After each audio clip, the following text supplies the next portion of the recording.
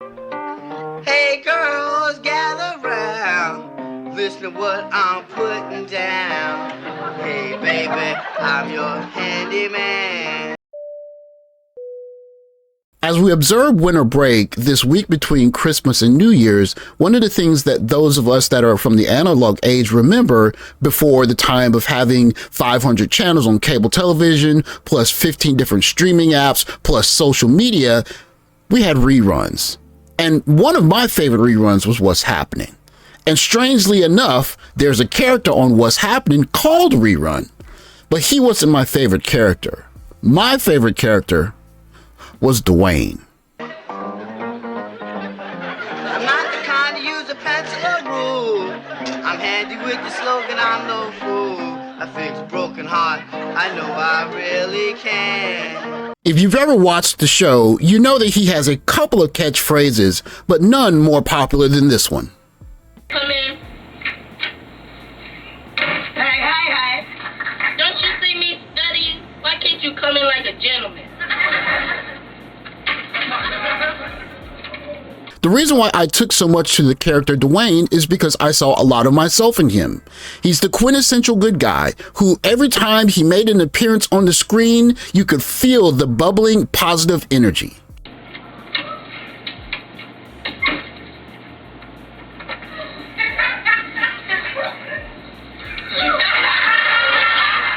Hey. If your broken heart needs repair, then I'm the man to see. I whisper sweet things, you tell all your friends, and they'll come running to me. Nice guys like Dwayne were built for an era that worked like this. I want a divorce. No. Sorry? You don't have a reason, so you can't get a divorce. We'll see about that. Several months later. Your Honor, I want a divorce. And what is your reason? I'm not happy. Is your husband committing adultery? No. Did he abandon you or your children? No. Has he done something wrong? No. I just don't love him anymore. And I'm incredibly unhappy. Ha! Women and their feelings. Next. Here is the main thing I got to say. Busy 24 hours a day.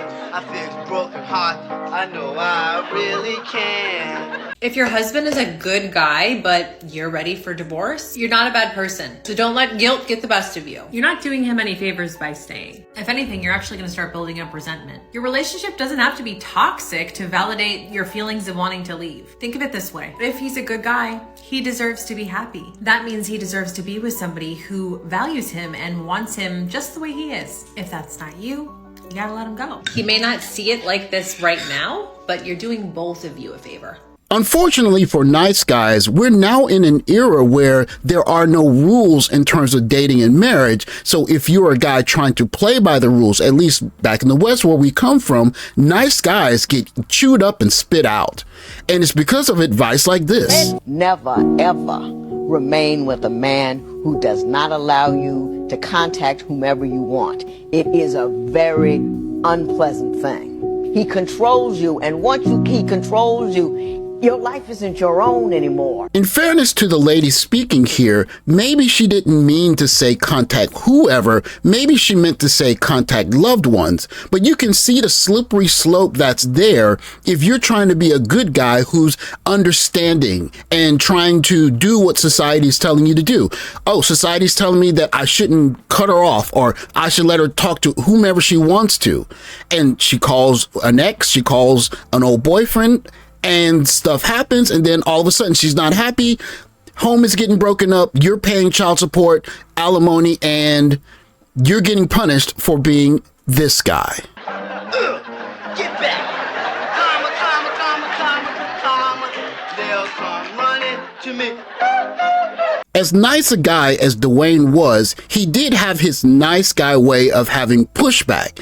In this case, Rerun is going to demand the owner of Rob's place, Rob, to do right by Shirley, who had just gotten fired, and this happens. Rob! What is it? That's something you ought to know. What? Tell him, Dwayne. Here is the main thing I got to say. busy 24 hours a day. Fix broken hearts, I know I really can. But men, in order to change your internal experience of what do I need to do to make my wife happy? What do I need to do to fix this so she's just nice? That's all good men want. Can you just be nice? Can you just treat me with some respect? But when this is where I was living from, being reactive and irritable and needy and disconnected and spinning out in worry and made up scenarios, never being satisfied, always unhappy in my marriage, that created a very negative lens of my husband, because that's the lens and perspective that we see out of. And then our husbands buy into that lens we've created, and they're constantly seeking and trying to fix things and make things better. But no matter what they do, it doesn't fix anything because they are not the problem. Ladies, we are the problem. In a relationship with a good man, women are the problem, not the man. From the Happy Wife School channel, Karen is going to explain what many good guys have come to learn about where the onus of a woman's happiness actually belongs. And I can promise you this, ladies, all a good man wants for his wife is for her to be happy. And good men have fallen for the fallacy of the quote, happy wife, happy life. And have believed if I can do something to make my wife happy, then life will be good. Simply not true. It will never, ever, ever work. Comma, comma, comma, comma, comma. Yeah, yeah, yeah. Comma, comma, comma, comma. Yeah, yeah, yeah. You can see where the overcorrection comes from. If you're a good guy like Dwayne and you're in an environment that reinforces be a good guy, be a stand-up guy, do what we're told in church and in school, and the environment will reward you, then you're fine. But as the environment changes, it's natural for some guys to think, well, I just have to be a nicer guy. And this is where I think many of us, you could say Passport Bros or SYSBM or young black men who have had their issues in dating, think that I have to be nicer in order to make it work, is where Karen lands the dismount. However, if as a woman, we take responsibility for our happiness and we're creating that in ourselves by having a healthy relationship with who we are, by developing high emotional intelligence, and we're happy, that quote, happy wife, happy life, becomes true. It's just that your husband could never do it for you. Nobody knew that that quote meant, no, the woman is responsible for her happiness. Hey. And if she takes responsibility for her happiness and she's happy, marriage and life are a dream and wonderful. Hey. It doesn't mean that there are never challenges or ups and downs. That's the reality of life, and that's the reality of marriage. It doesn't mean that everything is sunshine, unicorns, and rainbows all the time.